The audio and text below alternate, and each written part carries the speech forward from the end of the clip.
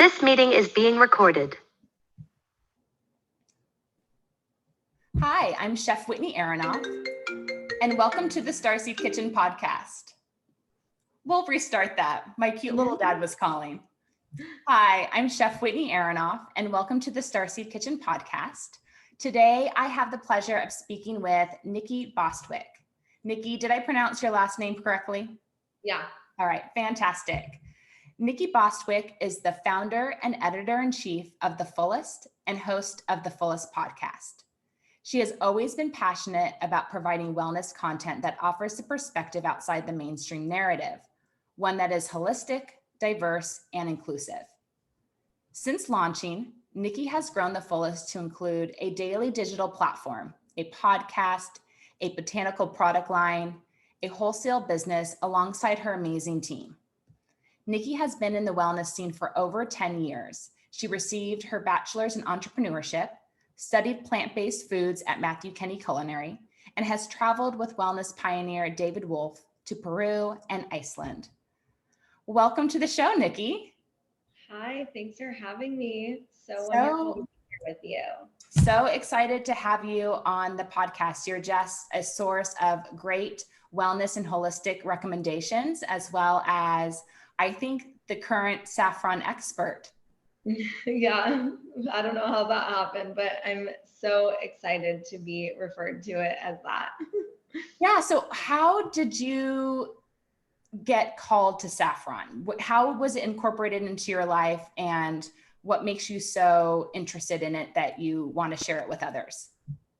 I mean, I was born into it. I'm Iranian, and I happen to have a mother who's obsessed with it, like equally as obsessed, if not more, and equally just like really obsessed with right now. Like, it's really exciting to watch her kind of dive deeper into her wellness routines and practices. But growing up, she was always educating me on all the different traditional medicines and different practices that were incorporated when she was a young girl in Iran, and I grew up here in the US, so it was really second nature to me. And I loved hearing about it. I mean, it was all really interesting to me, but like a lot of places that you go to, or restaurants or families typically they don't use as much saffron as my mother did when I was growing up. I mean, there's like stories of me going to other people's homes and like not knowing that I was really being rude by saying like, why aren't they putting more saffron on the rice? Like, I didn't understand. And it's because it's considered, this really incredible, as you know, like it's known to be more expensive than gold. And so traditionally it's not used in large quantities. But because of my mother's love for it, she just put so much in everything. And my grandmother, her mother-in-law, would get really upset because she would use too much, but she just would do it anyways. But then she would get upset with me because I would drink too much in one sitting. So I'd like take her extract that she would use over the course of a month, and I would like drink the whole thing at once. So I just like happened to realize that it really worked well, and it worked, and that I just started, like using a lot of it. So that's when I realized the benefits of it, because she would try and get me to stop using as much and then tell me that I would have a laughing attack or whatever. So it just became this like conversation that we would have in our household. And anything with saffron, I just like would go to. And I think, like, looking back on my childhood, that was like one of my most fond memories. And I've shared this a lot on, my Instagram and whatnot, but my parents, like, it was almost like I grew up in a war zone because my parents fought so much and they just didn't get along. And so it was really hard for me. And I think that that's why I gravitated towards it. And it was like intuitively something that made me happy. I realized it made me happy. And so I just wanted everything with saffron in it. So I didn't think about it. I grew up whatever and moved on. But once I got into plant-based foods and once I really dove deeper into the wellness world and turmeric became such a popular spice, I was like, why isn't anyone talking about saffron? It tastes so much better. And that's kind of when I dove into the research and actually found that there's so much science to back it up. I mean, I have like books on saffron and how it's been used, for centuries culturally, and it's been used for everything and anything you can think of. Like there's like saffron enema, saffron toothpaste, saffron to like brighten your skin, saffron for literally anything and everything, saffron to prevent and to treat Alzheimer's, depression, all the things. So I just became even more obsessed with it. And then the rest is history. Well, I love that you brought up that it's great for depression because they are like little rays of sunshine. And when you watch them react when they, go into water and you put it in the sun and it starts to diffuse, it's really interesting that it was something that really uplifted you, because I feel like it is a real uplifting. Is it an herb or a spice? It's a spice. And so for those of you that don't know, saffron, it comes from a crocus flower. It's purple. And each flower has 3 strands of saffron in them. And so you have to, that's why people don't use it in large quantities, because it's expensive, because it requires a lot of labor, and you don't get a lot out of one plant. So you need lots of plants, like our saffron latte, 1 serving, you have to harvest 25 flowers. Oh, wow. To have 1 serving of our latte. So it's super, super high dose. It's like Chinese medicine, like style of dosage, because Chinese medicine typically likes to go higher dose than like the traditional Persian medicine. They studied it off of the benefits for depression off of 30 milligrams. The Chinese medicine dose is 150. So 30 milligrams is about 15 threads, which is about 5 flowers. So they both work well, and we have both dosages in different products. But I love just like powerful euphoric feeling, and you really get that with our latte. And the reason people say it's super expensive is because of that process. But now that we're really into the wellness space, I mean, we're used to seeing these price points for a lot of different herbs, because that is the case for a lot of different things. Like saffron is definitely like on the higher spectrum, but it's like vanilla is super expensive too, right? And we use when you get really high quality raw vanilla straight from a vanilla bean, it's the same thing. So I think that we're seeing, and we're used to a lot. I think it kind of all started with kombucha. You used to see it in the market and be like, wow, that's so expensive. And then now it's everywhere at every, simple market, a Ralph's that you go to, right? So I think we're just getting used to higher and higher price point wellness products. And so I also think we kind of launched at the right time, because it is expensive, and there's this idea of it being, and it is elevated. And I want to honor that. I want to honor the women that harvested it. I want to honor the people who grew it. I want to honor its lineage. And that's why I feel that I'm the perfect person to kind of share it too, because it's really part of my ancestry. But I think that it's time, because we're ready for holistic wellness. We're ready for alternatives. We're sick of allopathic medicine just being a Band-Aid. We're ready for root cause treatments. And I think that when you have something that comes straight from the earth, at the end of the day, to me, it's the most economical thing that we can do, because when we're talking about pharmaceuticals, we're talking about lab-made things. We're talking about, there's a lot of patents involved. It gets so expensive, and we're not talking about the actual cost of it, right? Yes. Whereas when we're talking about saffron and the spice, it's because all of the costs that are associated with it are in there, As a small business owner that does organic spice blends, I completely understand. there's more steps involved with putting a product into a container than any consumer will know unless they try to do them themselves. Yeah. And you're obviously trying to make sure that they're getting a real commodity that's pure and food safe. So I completely understand. That's already so special and unique. I love the math that you shared with us, that there are 3 threads in 1 flour, because I think that'll help anyone who ever starts cooking with it to understand the value of it when you're putting it in your food. Yeah, it's so wonderful. I mean, 3 threads goes such a long way. Like if you're just making saffron rice, you know, like that's what people use.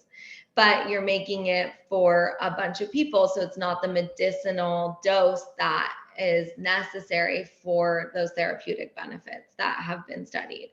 So that's what I always say. It's like use it and experience it. And like you said, even just the color brings joy. There's so many, the smell, the color, the taste, like all the elements are coming together to bring us this joy.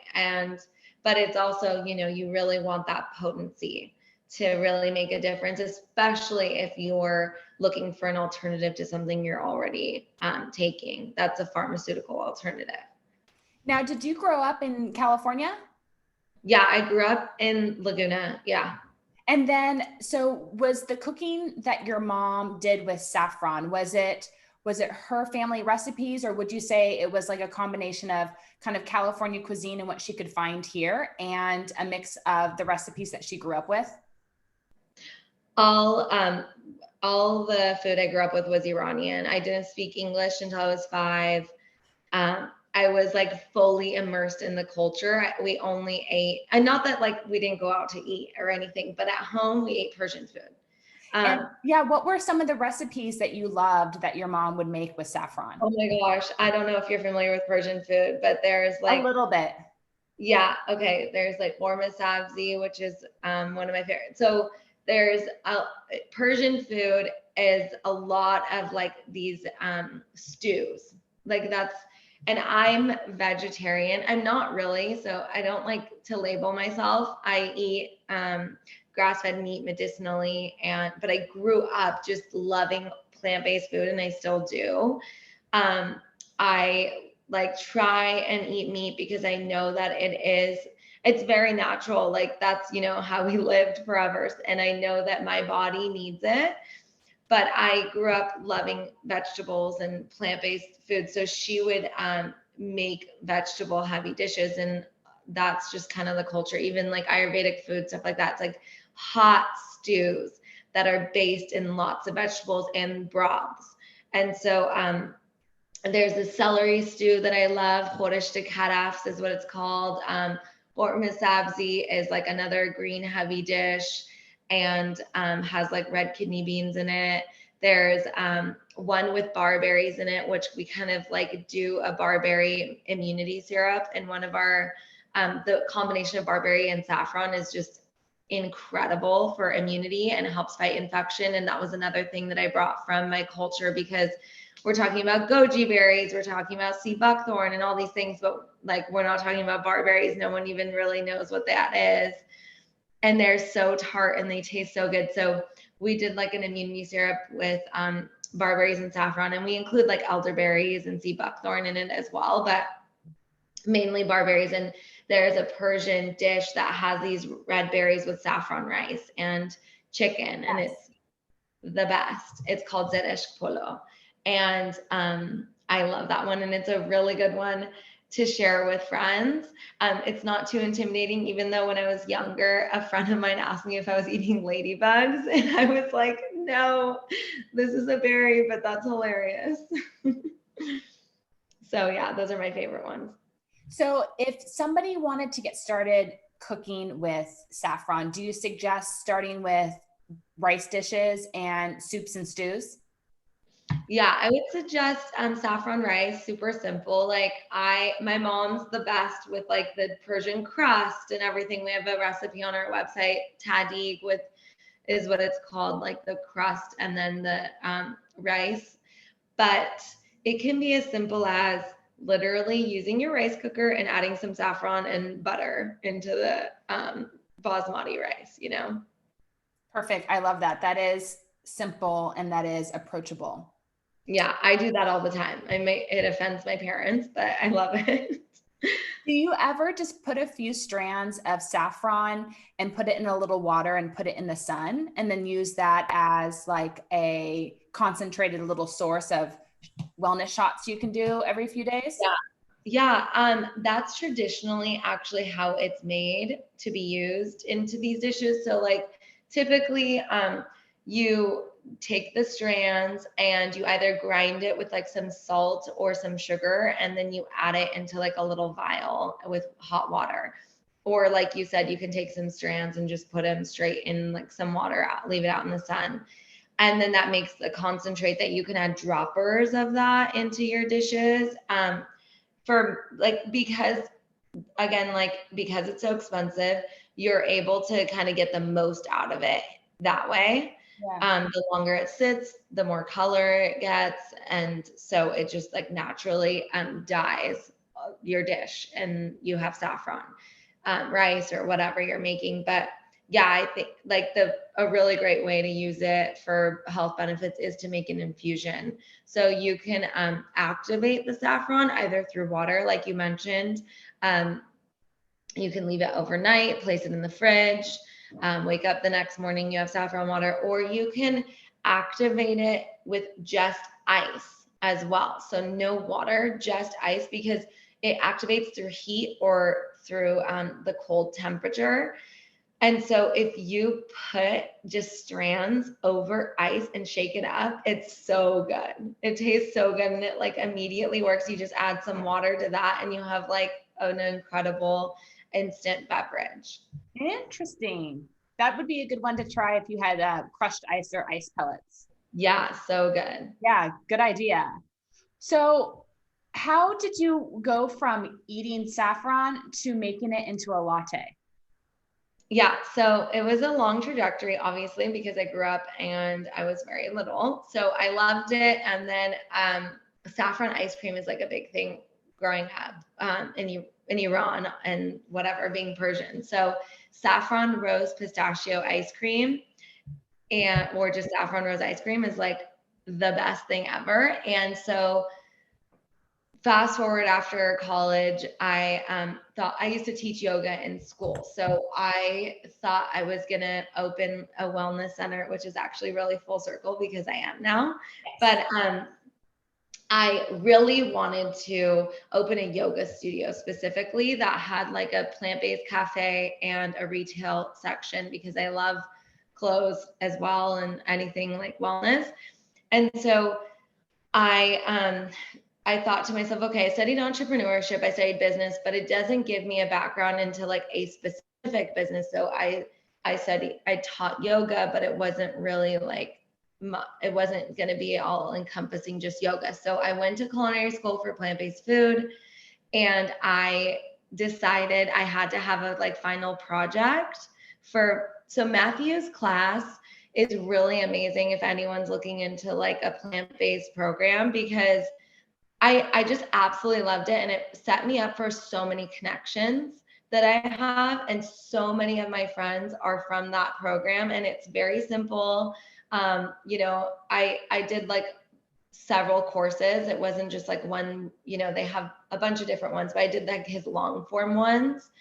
And in those long form ones, like he's such an entrepreneur himself, like he's a restaurateur. So he really, and there's like, he has a lot of bad rap, obviously, as well, if you look him up, but his education is 100% like on point. And he really encourages entrepreneurship in his students. So I didn't know that. I just thought I was going to go like to have fun and like eat good food.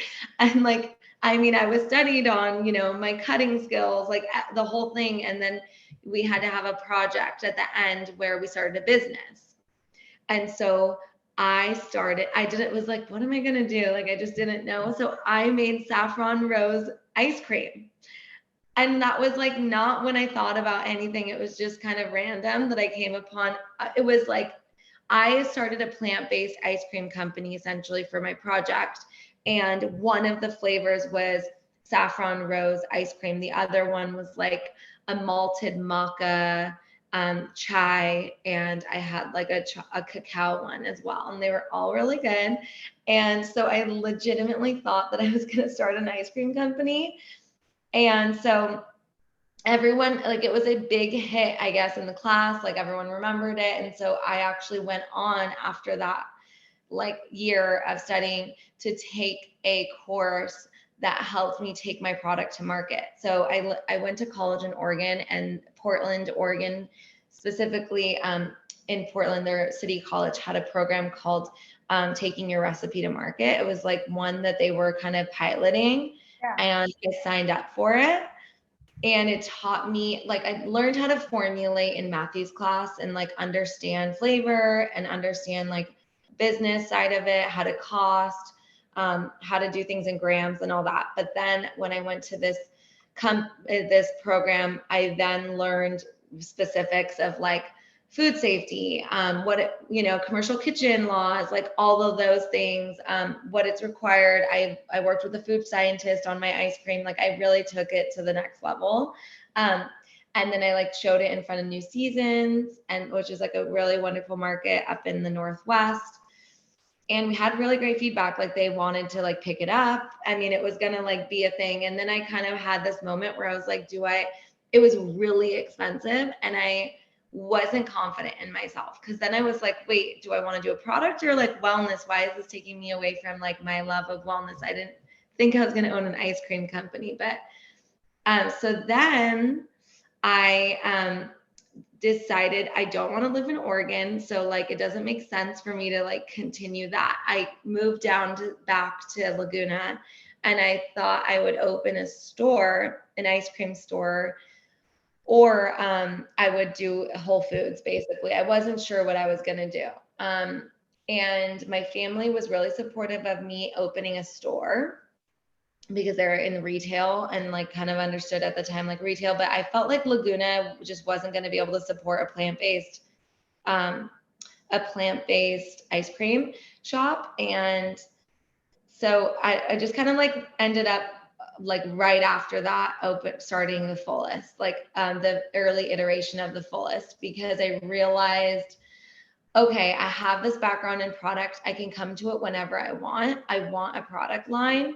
Ice cream was complicated logistically with like freezing things, like having frozen shelf space was more expensive. And I realized that I wanted something that was easy to ship. And so I really learned so much from that. And I got a lot of shit from my family, and like a lot of people just being like, what are you doing? You're so confused. You like went to culinary school, and then you went and like randomly took this program, and like now you're doing a website. Like, what are you doing? You know, and in the between that, I was kind of helping my family just so I had a job. Like I was HR somewhere, and like it was just a shit show. But I was figuring out what I was doing, and it didn't make sense from the outside, because at the same time I was like working front desk at a yoga studio. It was like kind of crazy, but I knew in my heart that it was all going to come together. And I knew like Saffron was a hit, like with them. So I kind of, with like my culinary school team, with like Matthew, with a lot of people. So I kind of had that idea of like, oh, interesting. Like people loved the Saffron ice cream. They talked about it. I knew that it was something that was interesting. And so I think what happened was I started the website, and then we opened a pop-up shop, and we sold a bunch of other brands' products to see what was the product that we were going to come out with. And then I realized people loved turmeric so much. And then I went back to the saffron, and then we launched our product. But I think that like you own a spice company, just having a product line is, you know, it's just so much time, so much work, so much like, I think just starting a business it requires, like, even if you're not into wellness, like starting a business requires a lot of self-reflection.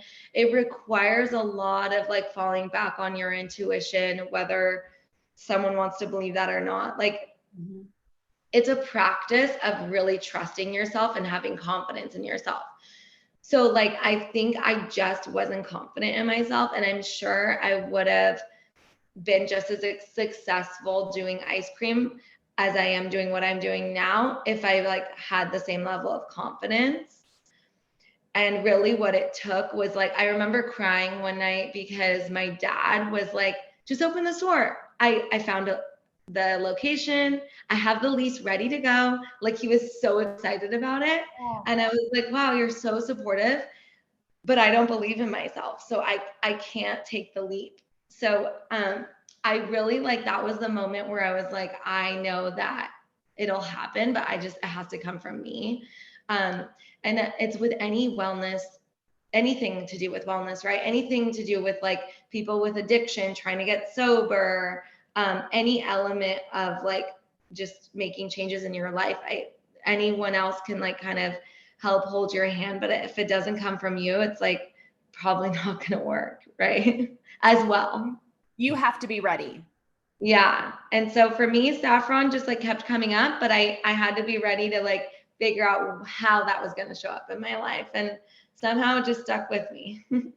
So for people that are listening and they know what saffron looks like, they've maybe seen your product or seen recipes, but they've never tasted it. How would you describe the taste? Okay. So I love saying that it's like a warm floral hug. And if you think about turmeric and ginger, I'm sure most people have tasted those two. They're really pungent on the palate. They're super intense. You feel like some people want to like have honey with it or something sweet. Saffron is just very simple and easy on the palate, and it just like all around is nice to take down. Yeah, I find that it's very subtle and very smooth. And I think it's very calming as well. Yeah. I mean, if you take a lot, you know, you can definitely feel it. Like, I feel like on the tip of your tongue, it just kind of like, but even with like our dosage, for example, it's like, it's not like that because it's all balanced with the coconut and cardamom. And my early iteration used to have vanilla in it. It was so good, but too expensive. People can add their own vanilla now. But I'm going to try doing a heavier dose of saffron now that you've shared that with me and the benefits, because I know how good it is for your skin.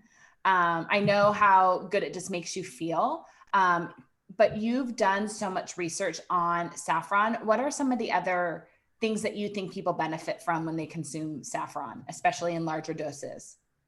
Oh, yeah. I mean, the main thing that we focus on is the mood boosting benefits and like the fact that it's an antidepressant, just because I think that's the most beneficial for our audience of like women and moms and just people on this planet trying to like stay alive while everything starts to like go wrong, I feel like.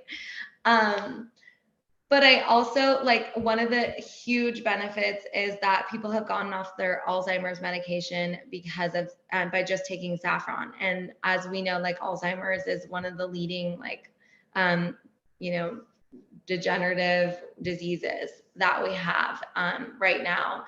And both my grandparents had dementia. So I'm really passionate about that. We just like don't necessarily focus on that messaging, but I always tell people what's really happening is like, it's a major anti-inflammatory. So like turmeric on steroids.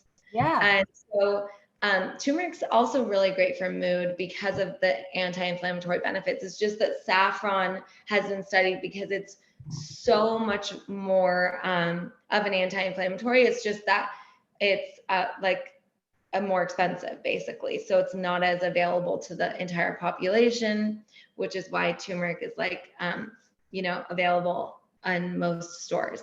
So not only antidepressant and Alzheimer's, but fertility. It's really amazing for fertility, helping PMS, headaches, like completely have gotten off any sort of like Advil or Tylenol. I've gotten so many friends, my son's teacher, completely off of them just by taking our Kinder Thoughts capsules, because it's a combination of saffron and turmeric, curcumin specifically. And it's so incredible how quickly it can work. I still think that people should take our saffron latte because most people have gut issues, and taking pills still requires digesting the pill. And like saffron is really great because it works immediately if you can digest it. So like when you take a latte, it's going straight into the body right away and being absorbed and super bioavailable. Whereas like the capsules still work, but your body has to digest them. And if you have slow digestion, it just takes a while. But again, it's like easier to just remember to take a pill.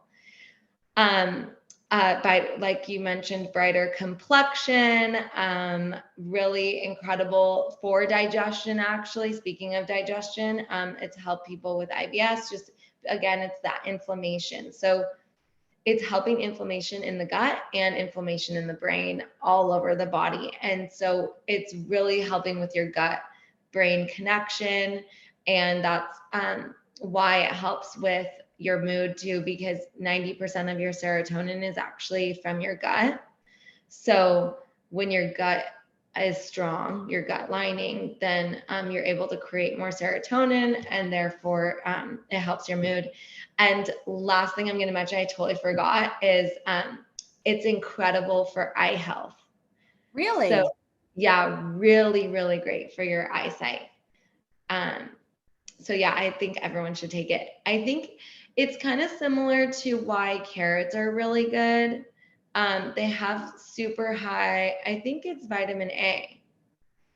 And so, yeah, anyways, it's been studied a lot for supporting people's eyesight and just overall eye health. Yeah, and that's so interesting that carrots, turmeric, and saffron all are in the same color range too. Yeah, so it's like the carotenoids in there that are really good. It's the color. David Wolfe, you mentioned David Wolfe earlier because I traveled with him. He has a whole book on, I forget what it's called, but it's all about the colors of foods and how that connects to like your chakras and just like different foods for different parts of the body and how they support it. And I love that so much because I think it just goes along with like how nature works, you know? I completely agree. And I think it's exciting to know that, because then you can be your own doctor and you can figure out what you need and then eat to support it. Yeah, totally. Yeah. on the same page about that.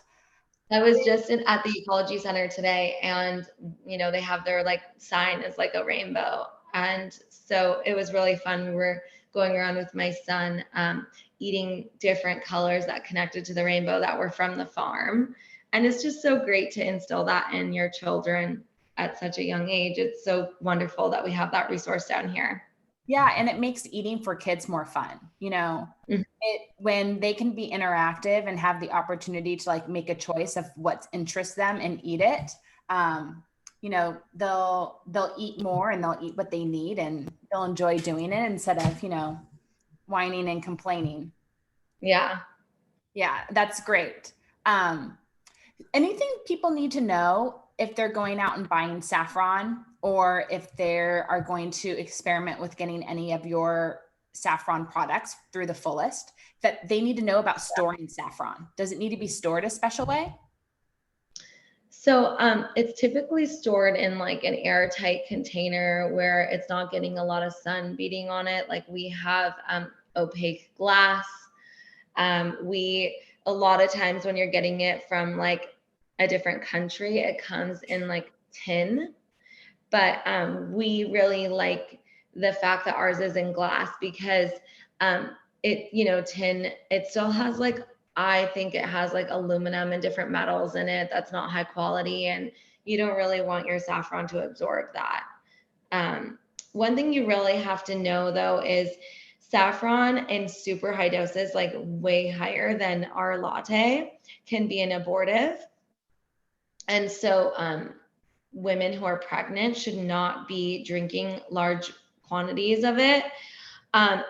We just say on our packaging, if you're pregnant, don't take it. Like I took it throughout my entire pregnancy. All of my employees have, if they've been pregnant. Like we all just are obsessed and take it because we know the benefits of it. For like, there are certain pregnant benefits when you're pregnant with like inflammation and pain management and so many things. But just because like liability wise, and also you just don't know, like I'm used to taking it all the time, right? So my employees started before they were pregnant taking a lot of it. So we felt comfortable because we understood our body on it. Whereas like if you're pregnant, especially first trimester, I would stay away from it. I think 37 weeks and beyond, super safe to take, and probably really great idea to help prepare your body for labor and for birth, because it helps. There's a lot of studies on how during labor specifically, it can help somehow reduce your chances of a C-section and really support your body in opening up and getting baby out naturally. Oh, wow. That's really nice. Yeah. So, I mean, your baby will come the way it's meant to, but it's still like very, very supportive and has a lot of research behind it for that purpose. Well, now that you continue to explore a variety of ways that you can consume saffron, what are your favorite ways to eat it right now, or drink it? Okay, so like I mentioned, I like being plant-based. I like the only way I eat meat, unless it's like broths, like I love going to fermentation farm, is I have my dad make me kebab couple times a month. And saffron, when it's put, so he makes kebab with just like grass-fed ground meat and onion and saffron. Those are the only three ingredients, and like a little bit of salt, I guess. But saffron cuts the flavor of the meat in a way where, like, I swear I don't take, like, I can't eat a hamburger, but I can eat kebab. And so I love putting it in my kebab, and I like really can't eat it without it. And so I highly recommend trying to make kebab and putting saffron in it. It's so good. I love our mindful immunity syrup. It's just so yummy. It's based in manuka, honey, and lemon juice. That's kind of like the way we preserve it, and the barberries and the saffron and all the different berries in there. And so I like to use that and mix it with like sparkling water. Yeah. And to make it like a little mocktail with it. And so I'll drink that throughout the week. So that's one other way I love to consume saffron, other than just like cooking. And just like our latte before bed, it's really great for children. So the other thing I didn't mention, it helps reduce seizures in children with epilepsy and anyone with epilepsy. So it works kind of similarly then to CBD with your endocannabinoid system. And so there's a lot of research with how CBD, THC are supportive for epilepsy. Saffron's the same way.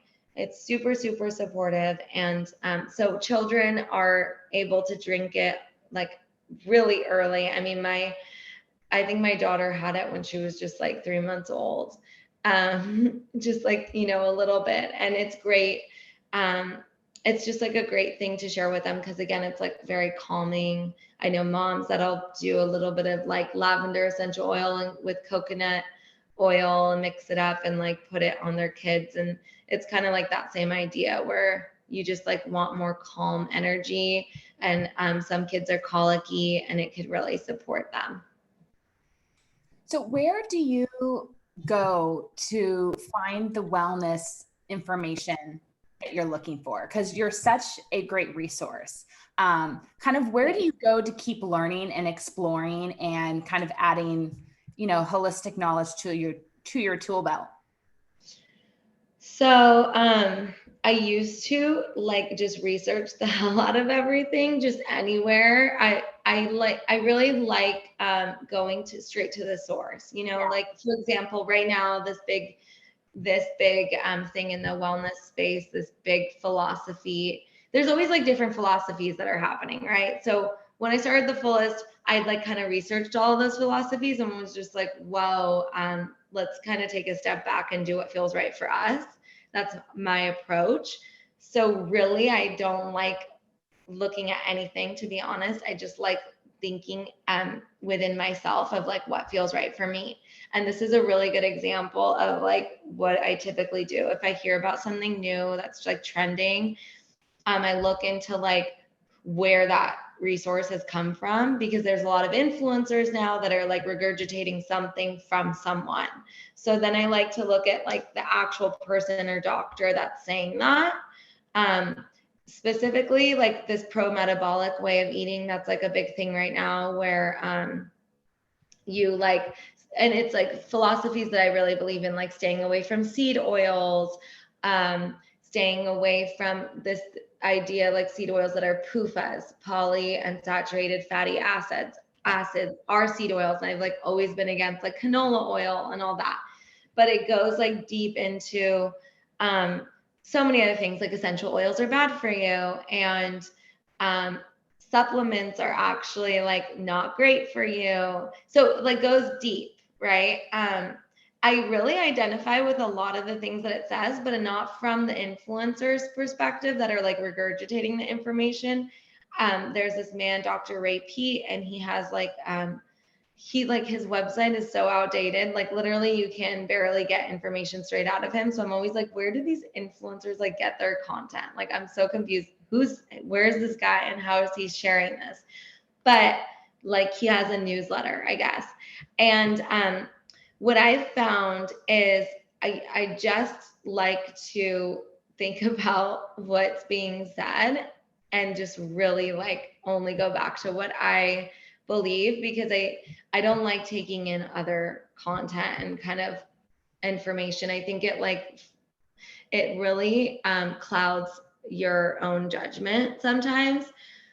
So a lot of my information, like if I happen to see something, I'll just like think, and then I'll just share what I think about it personally and not necessarily what I researched. So specific to like essential oils, the idea around that is like, it's so hard. There are a lot of brands that aren't that great, right? So that's like one thing. And we kind of know that. Ingesting it, that's like a whole nother thing. I wouldn't ingest it unless I really trusted the brand. So that's one element, but even just like using, it's again, so potent. So think about what I said about 25 flowers in one latte, but that's still a spice, you know, and it's a whole form, but think about like how many flowers in just one drop of essential oil, and like how it's had to be processed and like all that. And a lot of people say that it's like endocrine disruption and not great for your liver because your liver has to process it. So there's like all this information, even supplements being bad. And it's funny, like allopathic medicine likes to say supplements are bad and don't work. You can't even promote supplements on Instagram, but you can promote Lexapro. So that's like a whole thing. But supplements at the same time, like that we're taking either aimlessly or for our blood work, like I think there's a time and place for them. And I also think that we don't necessarily need as many as like so many people are taking. And we're taking like these like synthetic supplements. And I really think that people need to be aware of that, because it's not like necessarily found in nature, and we don't really understand we're learning so much about our bodies. So like even vitamin D, like I know people who overdose on vitamin D, but we can just get it from the sun down here, you know? It's like you can overdose on it just naturally, which is great.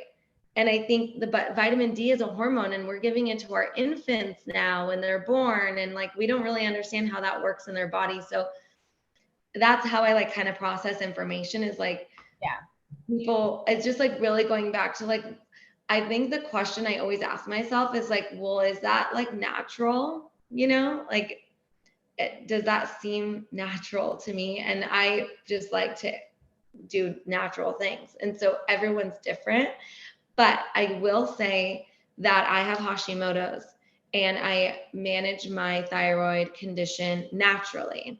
And in the past, I've taken medication. And the way that I've gotten around getting off of the medication, because a lot of times when you start medication, you can't stop. Or they say that once you start, you can't stop. And there's like truth to that, because, you know, you started giving your body synthetic hormone, and your body's not knowing how to make it anymore. But anyways, I wanted to share because through supplementation and through a specific treatment protocol, I was able to treat it naturally, and that included supplements.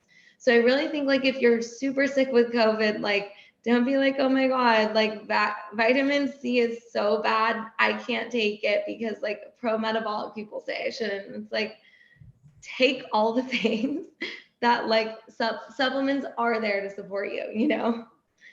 And so, yeah, I just think everyone should trust their intuition.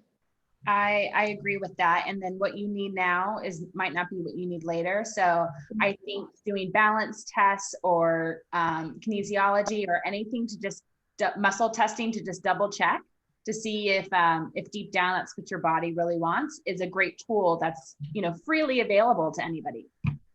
I love muscle testing. Yeah, me too. I'm a big fan of it. And sometimes it's great when, you know, you can have somebody else do it for you instead of you just, you know, holding it and doing the balance test, because we can get in our own way sometimes. So it's really nice if you can find a source or a friend or, you know, the right naturopath to do those things for you.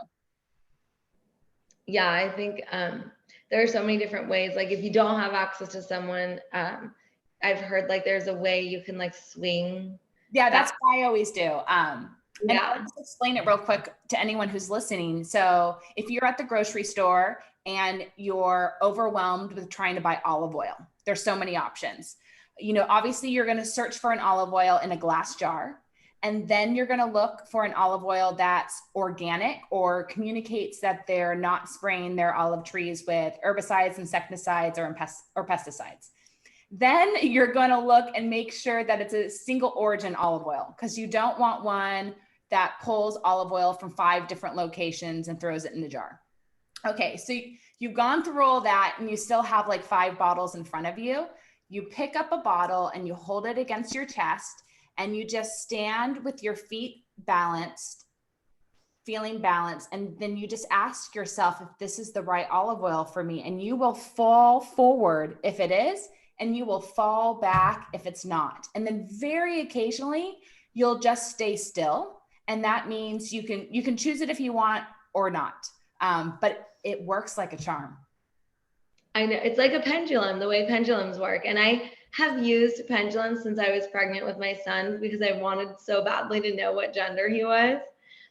And every time it comes out accurate, like I just don't, it's really amazing. I used to think, and I'm sure on some level it's like tap to your intuition, but I have this example where one time I was like so sure my intuition was telling me something. And I was like, oh my gosh, this is my chance to like use my pendulum and see like if I really strongly believe this, my intuition is telling me this, like I'm going to use the pendulum to see if it's connected. And my pendulum was like totally not showing up as like the same thing that I thought. And it ended up still being right. And I was just like, I don't understand how these things work. They just work. That's just the way it is. I know that. Isn't that interesting? Yeah. Cause I think, you know, we can still get into our own way sometimes. So it's really nice to have a second way to check yourself. Yeah, totally. Well, to wrap up our conversation, I want to make sure people know where they can get their hands on your products. They can get your hands on the Fullest Saffron and your gummies and your bath bombs and all the different ways that they can start adding turmeric and the benefits in their life. Where can they find? Yeah.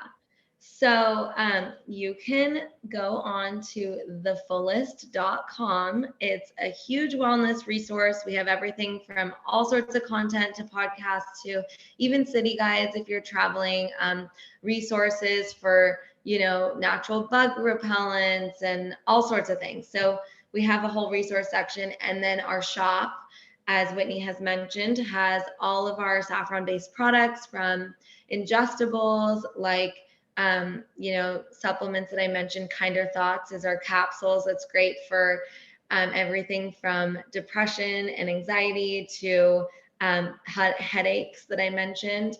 Our latte is on there, which is called Warm Feelings. And again, we have other products too. We have pelvic steaming herbs, the immunity syrups, and we have saffron baths, milk baths, salt baths, all sorts of things. So you can find that on thefullest.com. follow us on social media. We're at the Fullest Co. online. We were just recently B Corp certified, and we donate. We love to donate to regenerative agriculture and farming. We think that's so important for our overall health and the health of our earth and for our children and the future generations. So we think everything we do really keeps that in mind. And you can follow me personally as well at Nikki Bostwick on Instagram. And I share like stuff that I probably wouldn't share on the Fullest and kind of go to crazy on wellness stuff. So if you're really into alternative, the wellness information, you can follow me. But the Fullest does a pretty good job of all that stuff too. And I always like to ask the guests on the podcast if there's just one healthy tip that you have that you can share that the listener can consider adding into their life. Yeah, I would say that basically I just suggest trying to take as much time as you can for yourself. And it's really hard for us moms and women who are working, and we're trying to juggle everything, whether you're a parent or not. And so if you can take some time to sit and drink tea or take a bath and do a small ritual for yourself, whether that's just like drinking water, drinking tea, going on a walk, anything, just taking a few minutes. I really believe that's the most beneficial way to navigate our overall well-being. I think it all comes down to our mind, our mood, and that translates to our body. I've done everything that you could imagine. I've done every workout. I've done every like diet other than like really gnarly paleo because I don't like meat, or keto, I mean. But I will say the thing that's really been a game changer for me has been managing my stress levels. And that always comes down to taking time for myself in the form, because a lot of times workouts can stress you out, like really high intensity workouts, or just stressing out to work out. I used to be an avid runner. I used to stress out if I didn't get a workout in, and I was just stressed, chronically stressed. And I think that just like taking a minute to breathe is much more beneficial than even a workout. And I think walking is the best workout we could do.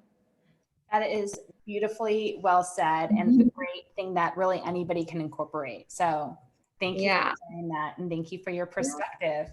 Yeah, thank you. Thanks for having me on, and I'm looking forward to connecting more. Yeah, thank you so much. And thank you everyone for listening today to the Starseed Kitchen podcast. And we'll see you next time.